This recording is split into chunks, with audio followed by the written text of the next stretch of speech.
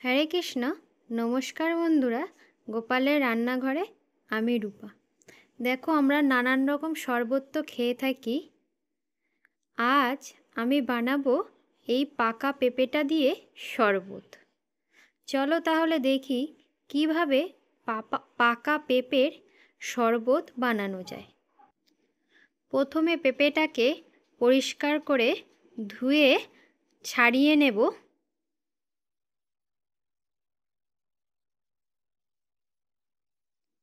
দেখো, পরিষ্কার করে ধুয়ে ছাড়িয়ে এখানে টুকরো টুকরো করে নিয়েছি পেঁপেগুলোকে। এখানে নিয়েছি একটু বাদামটাকে আধ ভাঙা করে গুঁড়ো করে নেব। দেখো, এখানে মিক্সিতে আধ ভাঙা করে বাদামটাকে গুঁড়ো করে নিয়েছি। এবার পেঁপেগুলোকে মিক্সিতে অল্প একটু ঘুরিয়ে নেব, যাতে কিছুটা ভাঙা থাকে এবং কিছুটা গোটা থাকে। দেখো, ঠিক এই রকম করে পেস্টটা করে নিয়েছি। এবার এটা একটা পাত্রে রেখে দেব।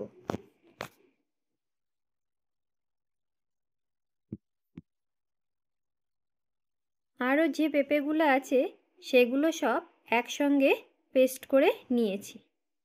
দেখো, ঠিক এই রকমভাবে পেস্টটা করতে হবে, একটু দানা দানা থাকবে।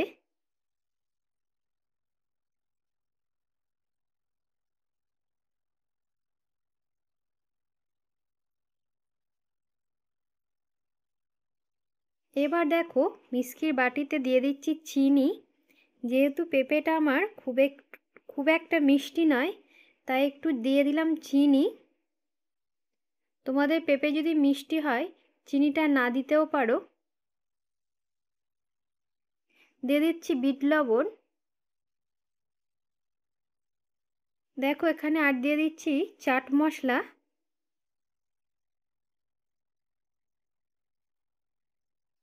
এবার দিয়ে দেব টক দই, ফ্রিজের ঠান্ডা ঠান্ডা টক দই।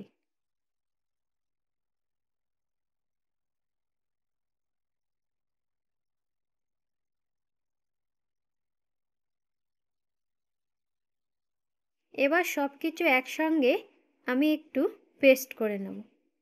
দেখো, এখানে নিয়ে চলে এসেছি পেস্টটা। এবার পেঁপের সঙ্গে এই দইয়ের পেস্ট দিয়ে দেব।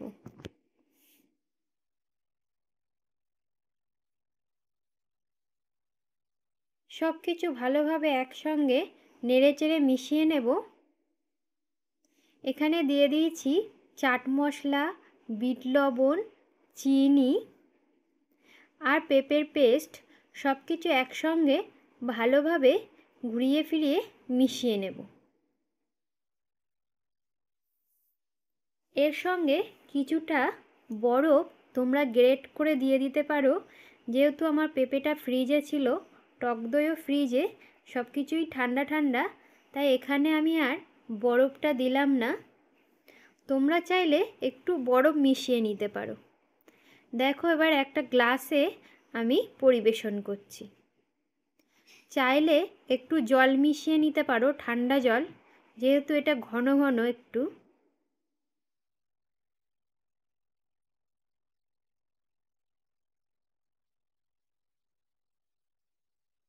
এইভাবে তোমরাও বাড়িতে বানিয়ে খেয়ে দেখবে পেঁপের শরবত। খুব ভালো লাগে খেতে।